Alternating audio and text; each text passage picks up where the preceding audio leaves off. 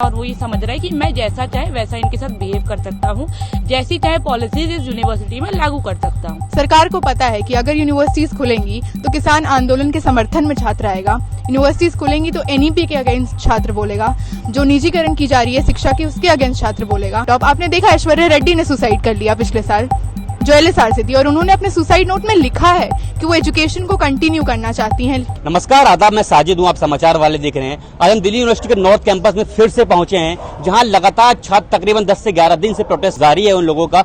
अब हम आपको दिखा रहे हैं कि छात्र यहाँ पे अभी थोड़ी कम तादाद में है, लेकिन कभी कभी छात्र बहुत बड़ी तादाद में भी होते हैं, क्योंकि छात्र अपने हक हुकूक की आवाज के लिए यहाँ लगातार बैठे हैं, यहाँ पे अपने हक के लिए लड़ रहे हैं। इनका सीधा सा कहना है कि भाई आप यूनिवर्सिटीज खोल दो, हम यूनिवर्सिटी खोलने के बाद अच्छे से पढ़ाई कर लेंगे, क्योंकि आप जो ऑनलाइन पढ़ाई की बात करते हो, ऑनलाइन पढ़ाई हम नहीं कर पा रहे हैं। किसी के पास लैपटॉप नहीं है, किसी का मोबाइल नहीं है, किसी का है भी तो नेटवर्क सही से नहीं आ पाता है। इसकी वजह से हम लोगों को डिस्टर्बेंस बहुत पैदा हो रही है कि हम सही से अपनी पढ़ाई नहीं कर पा रहे हैं। लेकिन सरकार और यहाँ का जो वाइस चांसलर हैं, जो रजिस्ट्रार हैं, वो सुनने को तैयार नहीं है इन लोगों की बात। फिर भी इन लोगों से जानेंगे कि भाई आखिरकार जब सरकार नहीं खोल रही है तो कुछ ना कुछ सोच के तो नहीं खोल रही होगी ना।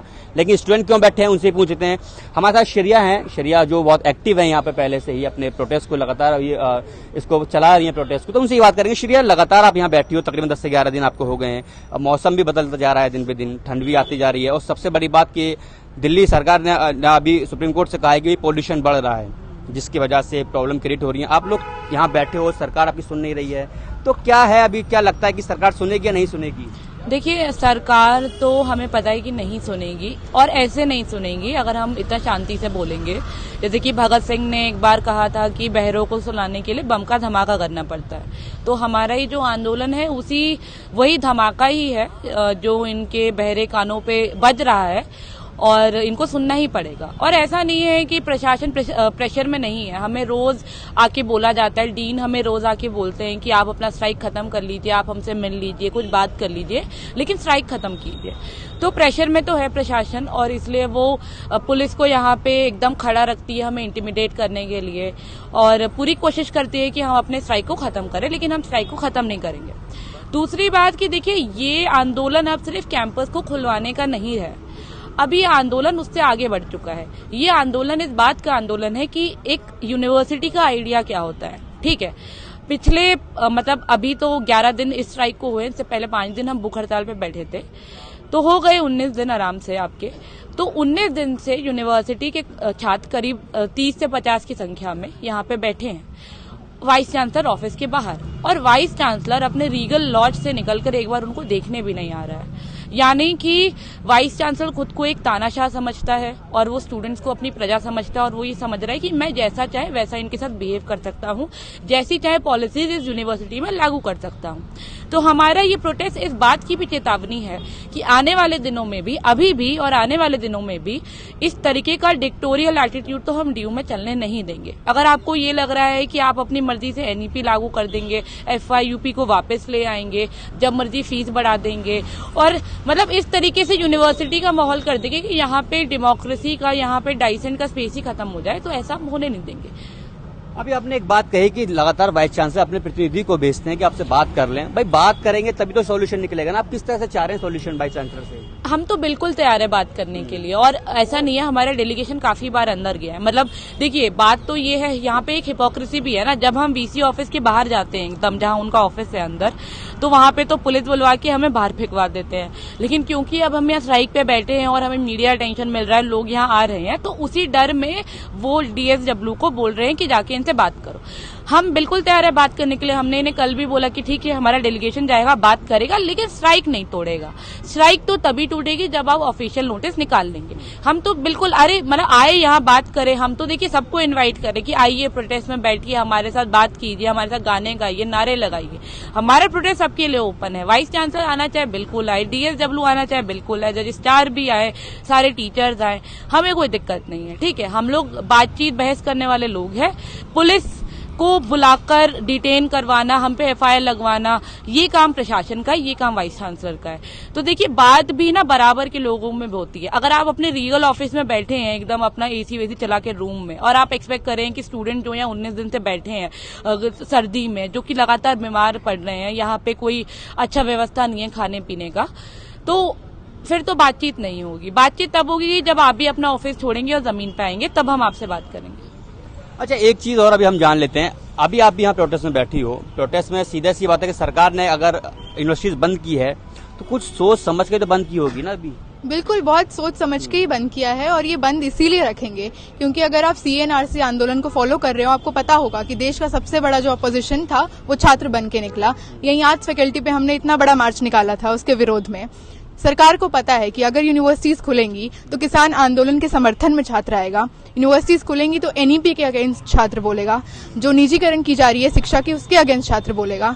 तो सरकार को पता है, इसीलिए तो मैं कह रही हूँ स्ट्रैटेजिक प्लानिंग है, सरकार को ये सारी बातें पता है। नहीं, अगर यूनिवर्सिटीज खुलेगी तो CA प्रोटेस्ट के बारे में बात करेगा स्टूडेंट अपनी पढ़ाई के बारे में तो बात करेगा ना। बिल्कुल वही मैं कह रही हूँ ना कि NEP के अगेंस्ट बोलेगा, जो आप MPhil हटा दे रहे हैं, जो आप निजीकरण कर दे रहे हैं। निजीकरण करने का मतलब क्या है कि जो एक दलित आदिवासी महिला विद्यार्थी है वो सपना ना देख ले एजुकेशन का, हायर एजुकेशन का सपना ना देख ले। अच्छा, फिर अच्छी बात कह दी इन्होंने, दलित आदिवासी की आपने बड़ी अच्छी बात कही है कि महिला सपना ना देख ले। आप ये हर बार ये मुद्दा रखते हो कि दलित आदिवासी मुस्लिम या मनुवाद। भाई अगर इससे हटके सोचेंगे ना, शिक्षा इससे अलग है, इससे अलग बढ़ के शिक्षा सोचती है। आज कहाँ ना दलित कहाँ लड़की कहाँ नहीं है, सबसे ऊपर चल रही है, हर चीज में आगे हैं। अब कब तक ये मुद्दों को रखेंगी?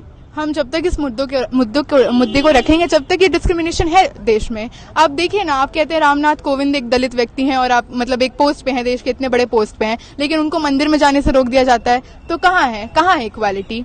वो तो इतने बड़े पोस्ट पे हैं। उसके बाद बहुत इस तरह से है ना, जैसे मैं बोल रही थी कि जो डिजिटल एजुकेशन है जिस तरह का डिवाइड क्रिएट करता है। आप देखिए ना कि मैं एक अपर कास्ट से आती हूँ, एक मिडिल क्लास फैमिली से आती हूँ, तो मेरे पास लैपटॉप और स्मार्टफोन है, लेकिन यही जो मेरे साथ जो मेरे सहपाठी होंगे मेरी क्लास में, अगर वो दलित घर से आते हैं, अगर वो महिला दलित घर से आ रही है तो उसके पास स्मार्टफोन और नहीं है लैपटॉप। आपने देखा ऐश्वर्या रेड्डी ने सुसाइड कर लिया पिछले साल, जो LSR से थी, और उन्होंने अपने सुसाइड नोट में लिखा है कि वो एजुकेशन को कंटिन्यू करना चाहती हैं क्योंकि उनके पिताजी के पास आर्थिक जो संपत्ति है वो इतनी नहीं है, तो वो सुसाइड कर रही है, वो बर्डन नहीं बनना चाह रही हैं। अच्छा, जैसे लोग कहते हैं कि भाई जो बीजेपी के लोग हैं वो कहीं व्हाट्सएप यूनिवर्सिटी बना के रख बैठे हुए हैं, आप लोग ये कहाँ से डेटा लेके आते हो? अब तो आज हम बात कर रहे हैं अगर इंडिया के अंदर कितने लोगों के पास, ज्यादातर मोस्टली लोगों के पास जो स्टूडेंट हैं लैपटॉप भी है, एटलीस्ट लैपटॉप नहीं है तो स्मार्टफोन तो उसके पास है, नेटवर्क मोस्टली हर जगह सही है। अभी कुछ एरियाज को हम छोड़ देते हैं, तो ये भी आपको कहाँ से पता लगती है चीजें? सिर्फ अपने कहीं व्हाट्सएप यूनिवर्सिटी आप लोगों ने तो नहीं बनाई है अपनी? नहीं, बिल्कुल नहीं। हम व्हाट्सएप यूनिवर्सिटी हम तो कैसे ही बनाएंगे, उनका इतना बड़ा प्रोपेगेंडा चलता है, इतना मनी मसल पार है। हम लोग तो मतलब आम छात्र हैं, आम छात्र की आवाज उठाते हैं। और जैसे कि आप कह रहे हैं डाटा कहाँ से लाते हैं, हम कोई भी आंदोलन करने से पहले ऐसा नहीं है कि हम बोर हो रहे हैं आके बैठ जाते हैं, हम सर्वे करते हैं, हम एक एक छात्र के पास जाते हैं, हम हर कॉलेज में सर्वे करते हैं। पूरे DU में सर्वे किया था हमने, इससे भी पहले हमने OB के समय भी सर्वे किया था कि लोगों के पास लैपटॉप नहीं है, क्योंकि लोगों की स्कॉलरशिप पेंडिंग है। हर कॉलेज को मतलब हर कॉलेज में ये प्रावधान है कि आप जो मार्जिनलाइज सेक्शन से स्टूडेंट आता है आप उसको लैपटॉप प्रोवाइड करेंगे। लॉकडाउन के बाद से वो सुविधा भी खत्म कर दी गई है, क्योंकि लॉकडाउन है, आप कहीं से कहीं पार्सल नहीं करवा रहे हैं, उन लोगों तक वो सुविधा पहुंच नहीं रही है। अच्छा, अभी JNU में शिकायत पे पूछेंगे, अभी JNU के अंदर कुछ बवाल हुआ है, ABVP और दूसरे संगठन में मारपीट हुई है, तो वहाँ क्या हुआ है अभी ऐसा? देखिए, पहली बात तो ये कोई बवाल नहीं हुआ है। ये जो एक पैटर्न है AVP का वायलेंस करने का, छात्रों को पीटने का, ये उसी का एक कंटिन्यूटी है। ठीक है, यूनियन ऑफिस है वहाँ पे JNU-SU का, टेफलास के बगल में, और वहाँ पे कोई भी स्टूडेंट यूनियन हो या फिर जो JNU-SU का मीटिंग है वो उसी ऑफिस के अंदर होता है। तो उसके लिए आपको वो पहले एडवांस में बुक करना होता है उस ऑफिस को। तो माने कि एक छात्र संगठन है, उसने ऑफिस को बुक किया हुआ है, तो वो उस पर्टिकुलर टाइम में वही उस ऑफिस को एक्सेस कर सकता है। लेकिन जब किसी छात्र संगठन ने उस ऑफिस को बुक किया और वो वहां जा रहे थे, तो उस समय EVP के लोग ऑलरेडी उस ऑफिस के अंदर बैठे हुए थे। उन्होंने दरवाजा बंद कर दिया, दूसरे छात्रों को, कॉमन स्टूडेंट्स को अंदर आने ही नहीं दिया, और जब कॉमन स्टूडेंट्स अंदर आए तो उनके साथ उन्होंने मारपीट की। आप वीडियो में क्लियरली देख लीजिए, वो लोग मार रहे हैं, एक महिला जमीन पे गिरी हुई है, उनको मारा जा रहा है। ठीक है, मतलब वो वीडियो में क्लियरली दिख रहा है EVP के लोग मार रहे हैं, फिर अपना हाथ ऊपर करके कह रहे हैं कि हमने नहीं मारा। मतलब भाई, इतना तो तुम बेवकूफ दूसरों को भी मत समझो, और तुम ही इतने बड़े बेवकूफ हो कि वीडियो में तुम रिकॉर्ड हो गए फिर कह रहे हो हमने नहीं मारा है। ठीक है, और ये देखिए एवीपी का ये मतलब यही तरीका है कि जब कोई उसकी बात नहीं सुनता है या फिर जब उसकी किसी बात को एक्सपोज कर दिया जाता है, जब उसके जो एजेंडा है वो छात्रों के सामने आ रहा है तो वो छात्रों को मारने लगता है, ठीक है। और ये चीज डीयू में भी होती है। हम यहाँ पे अपनी स्ट्राइक चला रहे हैं, सामने एवीपी अपना एक तख्ता लेकर बैठे हुआ है, पता नहीं वो क्या कर रहा है। कुछ दिनों पहले एवीपी कह रहा था कि stay safe, stay at home and stay safe, माने कि तुम आओ मत यूनिवर्सिटी। फिर हमने प्रोटेस्ट किया, फिर एक दिन आके यहाँ प्रोटेस्ट कर रहा है कि हाँ कैंपस खोलो। वो खुद ही कंफ्यूज है कि उसको करना क्या है। ऊपर से उसके जो आरएसएस के लोग हैं और जो ईवीपी को चला रहे हैं भाजपा के लोग, वो लोग इंस्ट्रक्शन देते रहते हैं, तो कभी कुछ बोलते कभी कुछ बोलते हैं। तो ईवीपी का अपना तो दिमाग है नहीं कि उसको क्या करना चाहिए। डूसू में वो है, लेकिन फिर भी वो छात्रों के किसी मुद्दों को नहीं उठाता है। तो अक्सर उनके गुंडे यहाँ आते हैं, हमें इंटिमिडेट करने की कोशिश करते हैं, हमें घूरते हैं, हमें डराने की कोशिश करते हैं, लेकिन हम तो डरने वाले नहीं है। मतलब क्योंकि डीयू में भी जिस तरीके से जेएनयू में वायलेंस को अपोज किया जाता है, डीयू में भी हम वायलेंस को पूरी तरीके से अपोज करते हैं और हम अपने कैंपस में किसी भी तरह का वायलेंस नहीं होने देंगे। अच्छा, अभी जैसा इन्होंने कहा कि एबीवीपी सामने बैठा है, क्यों बैठा है इनको नहीं मालूम है। आप लोग यहाँ बैठे हो, सामने एबीवीपी बैठा है, एक बार जाकर मिल लो ना भाई, पूछ लो कि आप भी, वो भी आपके प्रोटेस्ट में आकर समर्थन करें आपको, वो भी यूनिवर्सिटी ओपन करने के लिए बात करें। आप लोग मिलोगे नहीं, बात करोगे नहीं, तो कैसे इसका हल निकलेगा? नहीं, ऐसा नहीं है कि हम बात नहीं करते, हम सबसे बात करते हैं। जो भी हमसे बात करने को तैयार हो सबसे बात करते हैं। एबीवीपी के भी लोग हैं, मिलते हैं, हम कहते हैं उनसे कि भाई आपका डूसू है। एबीवीपी सामने बैठा है, आपके किस लिए बैठा है आपको अभी तक तो पता नहीं। इन्होंने कहा कि हमें मालूम नहीं क्यों बैठे हैं। उनके कहने का मतलब था कि क्यों ही बैठा है। जब आप एक तरफ कह रहे हो कि एडमिशन्स ऑनलाइन हो रहे हैं, ठीक है, एडमिशन्स ऑनलाइन हो रहे हैं, कुछ लोग अपने थोड़े बहुत काम से आ रहे हैं, वहां पे एक डेस्क लगा के बैठे हो ये कहते हुए कि मे आई हेल्प यू, हम आपकी मदद करने के लिए बैठे। स्टूडेंट्स को इस समय जिस सबसे बड़ी मदद की जरूरत है वो तो ये मदद होनी चाहिए कि उनकी जो शिक्षा है वो ऑफलाइन रूप में उनको उपलब्ध हो। ऑनलाइन रूप में शिक्षा उपलब्ध हो रही है, ना वो पढ़ पा रहे हैं, ना उनके कॉन्सेप्ट क्लियर हो पा रहे हैं, ना जो एक डिबेट डिस्कशन डाइसेंट का एक माहौल होता था यूनिवर्सिटी में, ना वो माहौल बचा है। आपने एक पोस्टर लगाया हुआ, उस पोस्टर पे आपने लिख दिया है कि स्टे होम स्टे सेफ। तो भाई होम पे रह के सेफ तो हम लोग काफी समय से रह ही रहे हैं। और आज जब कोविड का खतरा टल चुका है, जब 106 करोड़ वैक्सीन हो चुकी है जैसा कि गवर्नमेंट कह रही है, उसके बाद ही छात्रों का एक बड़ा जत्था ये आवाज उठा रहा है कि भाई जब सब कुछ खुल चुका है, आपकी मेट्रो फुल कैपेसिटी पे चल रही है, मार्केट्स में इतनी भीड़ हो रही है, शराब की दुकानें खोलने में कोविड नहीं फैल रहा, ठीक है, लेकिन उसके बाद भी आपने शिक्षा को बंद करके रखा है। जो लोग अनवैक्सीनेटेड हैं, जो बच्चे अनवैक्सीनेटेड हैं, 1 से 12 तक के स्कूल यूपी में खोल दिए गए, दिल्ली में खोल दिए गए, जगह जगह खोले जा रहे हैं। लेकिन जो लोग वैक्सीनेटेड हैं, जो 18+ हैं, जो यूनिवर्सिटी में आते हैं, पढ़ते हैं, बातचीत करते हैं, बहस करते हैं, अपनी राय रखते हैं मजबूती के साथ, जो पीएचडी करते हैं, रिसर्च स्कॉलर बनते हैं, देश के लिए कुछ बेहतर करने की कोशिश करते हैं, उन लोगों को अपनी शिक्षा से नदारत कर दिया है। तो यही बात है। अच्छा, प्रोटेस्ट आपका लगातार जारी है यहाँ पे, अभी हम देख रहे हैं कि आप काफी टाइम से यहाँ बैठे हो, आपने भूख हड़ताल भी की इन लोगों ने। अच्छा, सबसे बड़ी बात, अभी सुप्रीम कोर्ट ने कहा है कि एनसीआर और दिल्ली की जो पोल्यूशन है, जो क्वालिटी है, उसकी एयर क्वालिटी है, वो बहुत खतरनाक लेवल पर पहुंचा। अभी ये डाटा भी आया कहीं से निकल के कि सबसे ज्यादा दिल्ली जो है और एनसीआर जो है सबसे ज्यादा इफेक्टेड है इस टाइम पर। अगर सुप्रीम कोर्ट ने कहा कि 1 हफ्ते का हम लॉकडाउन लगाने की सोच रहे हैं, तो आप लोग फिर हटोगे या बैठोगे? देखिए, इसमें तो मुझे लगता है कि पॉल्यूशन को रोकने के और भी तरीके हैं, और ऐसा नहीं है कि आज से पहले, मतलब लॉकडाउन शब्द का जो एक चलन है ना कि कुछ भी हो और लॉकडाउन लगा दो, कुछ भी हो और लॉकडाउन लगा दो, लोगों को घर से मत निकलने दो, ये चलन कोविड के दौरान आया। लेकिन उससे पहले भी हम देखते थे कि दिल्ली में पॉल्यूशन बढ़ता था और एक हद तक कभी ऐसा भी हुआ है कि सरकार उसको संभालने में बिल्कुल असमर्थ रही है। लेकिन उसके बाद फिर सरकार ने भी सोचा कि यार पानी के जरिए और क्या बोलते हैं अलग तरीके से पॉल्यूशन को रोक के जरिए, पटाखों पे बैन लगा के कई तरीके से पॉल्यूशन को रोका जा सकता है। तो और भी माध्यम है सरकार के पास, जैसे गाड़ियों का ऑड इवन का बात आया कि ऑड इवन गाड़ियां चले ताकि पॉल्यूशन कम हो और पॉल्यूशन पे कंट्रोल लगे, और वो सक्सेसफुल भी हुआ एक हद तक। तो इस तरीके के सुझाव पहले भी आए हैं, बट अचानक से अब जो एक नया टर्मिनोलॉजी सरकार सीख गई है कि कुछ भी हो रहा है तो लॉकडाउन लगा दो, तो लॉकडाउन कोई सोल्यूशन नहीं। इवन कोविड के दौरान हमने समझा इस चीज को कि लॉकडाउन केवल खतरे को टाल सकता है, खतरे को खत्म नहीं कर सकता।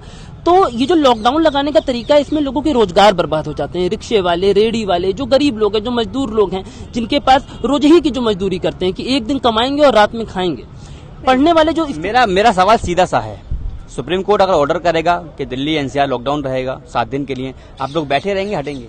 सुप्रीम कोर्ट अगर ऑर्डर करता है तब तो मान लीजिए कि पुलिस भी उस तरीके से तैनात रहेगी, पुलिस ही हमको हटा देगी, हमारी मजबूरी भी है हटना और हम हटेंगे भी। सुप्रीम कोर्ट अगर ऐसी बात रखता है तो उसकी बिल्कुल इज्जत करेंगे हम। लेकिन हमारा फिर भी ये कहना है कि पॉल्यूशन पे लॉकडाउन लगाना कोई उपाय नहीं है। उपाय दूसरे हैं कि आप वाटर के जरिए और ऑड इवन के जरिए और दूसरे तरीकों से पॉल्यूशन को रोकने की कोशिश करें। और इसके अलावा पटाखों पे एक सख्त बैन हो, गाड़ियों का जो गाड़ियां ज्यादा पोल्यूशन करती हैं उनकी जांच हो, उसको हटाया जाए मार्केट से। तो ये सारी बात हम रखेंगे हमारा। लेकिन अगर लगा ही देता है तो फिर उसके आगे फिर हमारा कंटिन्यू होगा उस लॉकडाउन के बाद हमारा प्रोटेस्ट। लेकिन ये प्रोटेस्ट तो चलता रहेगा, ये तब तक चलेगा जब तक कि एक नॉर्मलसी यूनिवर्सिटी में वापस नहीं आ जाती। एक डिबेट, डिस्कशन, डाइसेंट का जो एक कल्चर यूनिवर्सिटी में होता था, एक जो डायरेक्ट कांटेक्ट होता था टीचर से जिसमें हम अपने सवाल पूछते थे। आज क्या हो रहा है ऑनलाइन एजुकेशन में? एक तरफ से टीचर बोलता है और बोल के चला जाता है, एक अकेला आदमी 100 लोगों की क्लास ले रहा है। एक समय था ट्यूटोरियल्स चलते थे, टीचर्स क्लासरूम में पढ़ाने के बाद भी ट्यूटोरियल्स लेते थे जिसमें हम स्टूडेंट्स डायरेक्ट टीचर से सवाल पूछते थे, अपने कॉन्सेप्ट्स क्लियर करते थे, पढ़ लिख कर एक समझदारी डेवलप करते थे और देश भर में भी जो चीजें चल रही हैं, जो कुछ गलत हो रहा है उस पर भी अपनी आवाज उठाते थे। क्योंकि हम ये समझदारी को रखते हैं कि स्टूडेंट्स का कर्तव्य मात्र ये नहीं है, जैसा कि भगत सिंह लिखते हैं अपनी एक आर्टिकल में, कि विद्यार्थियों का कर्तव्य मात्र ये नहीं है कि वो अपनी टेक्स्ट बुक को रट के एक क्लर्क की नौकरी ले लें। उनका जो ध्येय है वो ये भी होना चाहिए कि देश और समाज में जो इतने सालों से जो बुराइयां हैं, जो गलत चीजें हैं, जो हो रही हैं, जो हमारी आंखों के सामने हो रही हैं, उसके प्रति भी हमारी एक राय, मजबूत राय बने, ताकि हम उन चीजों को बदल पाने के लिए भी अपना एक कदम उठा सकें। और हम छात्र ही तो इस देश का भविष्य हैं। अगर हम ही अच्छी शिक्षा नहीं ले पाएंगे, अच्छी समझदारी नहीं डेवलप कर पाएंगे, यूनिवर्सिटी में आने के बाद भी एक सेकुलर सोशलिस्ट मॉडल की स्टडी को नहीं हम ले पाएंगे, तो फिर कैसे ही हम समाज में चीजों को बदल पाएंगे और कैसे ही समाज एक बेहतर समाज के रूप में डेवलप हो पाएगा। समाज बदलने की आपने बात कर रहे हो कि समाज नहीं बदल, कैसे बदल पाएंगे? समाज कहाँ खराब है? समाज तो ऑलरेडी बदल रहा है, इतना डेवलप कर रहा है समाज। आज बेटियां आगे बढ़ रही हैं, दलित भी आगे बढ़ रहा है। कहाँ है रुका हुआ है समाज? देखिए, इस सवाल में एक दिक्कत है। इस सवाल में दिक्कत यह है कि जो व्यक्ति के पास सब कुछ उपलब्ध है, जिसका पेट भरा हुआ है, उसको ये मालूम नहीं होता कि कौन भूखा है। ठीक है, आप कह रहे हैं डेवलपमेंट हो रहा है, किस चीज का डेवलपमेंट हो रहा है? बड़ी बड़ी बिल्डिंगें खड़ी हो जा रही हैं, प्राइवेट बिल्डिंगें, प्राइवेट हॉस्पिटल, प्राइवेट स्कूल्स। अब जाके देखिए यूपी बिहार में शिक्षा की क्या स्थिति है, सरकारी स्कूलों में शिक्षा की क्या स्थिति है। आप जाके पता करिए कि सरकारी अस्पतालों में किस तरीके से बेड के लिए एक मरीज तड़पता हुआ बाहर कॉरिडोर में जान दे देता है और कोई उसका नाम तक पूछने नहीं आता कि ये व्यक्ति कौन था। आप पता करिए कि वो दलित परिवार जिनके परिवारों में हजारों सालों से लोग सफाई कर्मियों का काम करते आ रहे हैं और उनके घर से एक भी बच्चा पढ़ने के लिए यूनिवर्सिटी नहीं पहुंच पा रहा। आप पता करिए उन महिलाओं के बारे में जिन महिलाओं को चूल्हे की भट्टियों में झोंक दिया गया है और जिनसे कोई ये पूछने नहीं आ रहा कि बेटी क्या तुम भी पढ़ना चाहती हो, क्या तुम भी एक हायर एजुकेशन को हासिल करना चाहती हो, क्या तुम भी PhD करके अमेरिका जाके एक बड़ी रिसर्च की एक थीसिस लिखना चाहती हो और तुम भी दुनिया को ये बताना चाहती हो कि तुम्हारा भी अस्तित्व इस दुनिया में साबित हो सकता है, तुम्हारी भी एक जगह इस दुनिया में है अपनी बात रखने में, अपनी पढ़ाई करवाने में, अपना इलाज करवाने में। तो ये सारी चीजें हैं। तो आप कह रहे हैं कि डेवलपमेंट हो गया, तो हाँ हुआ है। अंबानी और अडानी का डेवलपमेंट हुआ है। लॉकडाउन में जब पूरी दुनिया के मजदूर, आप देखिए रिक्शे वाले, रेडी वाले, क्या स्थिति हो गई लोगों की, रोज एक एक वक्त के खाने के लिए लोग तड़प रहे थे। लॉकडाउन में हमने देखा कि किस तरीके से ये बड़ी बड़ी बिल्डिंगों में कहीं मजदूरों को जगह नहीं मिली और वही मजदूर जो इन बिल्डिंगों को बनाते हैं वो नंगे पांव अपने गांव की तरफ लौट गए 700-800 800 किलोमीटर चल के। लेकिन डेवलपमेंट उनका तो नहीं हुआ, लेकिन अंबानी अडानी का जरूर हुआ। अंबानी अडानी की जो पूंजी थी वो 2.5 गुना 5 गुना बढ़ गई। अब भाई ये डेवलपमेंट कैसे हो रहा है? ये डेवलपमेंट किसी की कीमत पे हो रहा है और उसकी कीमत कौन चुका रहा है? उसकी कीमत चुका रहे हैं इस देश के गरीब मजदूर, इस देश की गरीब महिलाएं, इस देश के गरीब दलित, मुसलमान, शिक्षक, छात्र। वो लोग इस देश की इस चीज की कीमत चुका रहे हैं जिनके खून पसीने से ये देश तैयार होता है। एक सवाल और लेंगे, आपसे ही लेंगे सवाल। आप लोग जो संगठन है, आप लगातार आवाज, दलितों की आवाज बनते हो, आदिवासी की आवाज बनते हो, मुस्लिम्स की आवाज बनते हो, मनुवाद की आवाज क्यों नहीं बनते हो? क्योंकि ऐसे काफी ब्राह्मण लोग हैं, ऐसे काफी ठाकुर हैं जो बहुत नहीं मिल पा रहा उनको हक, उनका गरीब हैं, दबे कुचले हैं, क्यों उनकी आवाज नहीं उठाते हो? किसने कहा हम नहीं उठाते हैं आवाज? एकदम उठाते हैं आवाज, हम सबकी आवाज उठाते हैं। लेकिन एक चीज आपको समझनी पड़ेगी कि जो व्यक्ति पहले से, अब आप पूछ लीजिए ये सवाल कि आप अंबानी की आवाज क्यों नहीं उठाते हो? अरे भाई, अंबानी का पेट तो पहले से ही भरा हुआ है, बढ़िया खा पी रहा है, टहल रहा है, घूम रहा है, बढ़िया प्लेन में, चार्टर्ड प्लेन में घूम रहा है, तो उसकी आवाज तो लोग उठाने के लिए यही है। मोदी जी उठा रहे हैं ना आवाज, मोदी जी एकदम बढ़िया तरीके से उठा रहे हैं आवाज, लेकिन जिनकी आवाज नहीं उठाई जा रही, चाहे फिर वो गरीब ब्राह्मण हो, गरीब ठाकुर हो, गरीब दलित हो, गरीब आदिवासी हो, मजदूर हो, मुसलमान हो, उनकी आवाज, जिनकी आवाज कोई, चाहे वो अलग जेंडर से आने वाले लोग हों, तो जिनकी आवाज कोई नहीं उठा रहा, उनकी आवाज उठाने के लिए हम हैं। और जिनकी आवाज मोदी जी उठा रहे हैं, उनकी उठा के तो कुछ होगा नहीं, उनकी तो उठा ही रहे हैं। अच्छी बात है, उठाएं। लगातार हम आपसे दिखा रहे थे, हम स्टूडेंट्स से बात कर रहे हैं, उनका साफ कहना है यूनिवर्सिटी को लेकर के, बार आप यूनिवर्सिटी ओपन कर दीजिए, आप यूनिवर्सिटी ओपन कर देंगे हम ऐसे हट जाएंगे। वो कह रहे हैं कि हम लगातार वीसी से बात करने की कोशिश कर रहे हैं, लेकिन वीसी से अपने जो प्रतिनिधि हैं उनको भेजते हैं, लेकिन खुद बात करने की कोशिश नहीं कर रहे हैं। छात्रों का कहना है कि जब तक आप नहीं खोलोगे यूनिवर्सिटी, तो हमारे मुद्दों की, हमारे हक की आवाज नहीं सुन लोगे, हम यहाँ से नहीं हटेंगे। साजिद खान, समाचार वाले।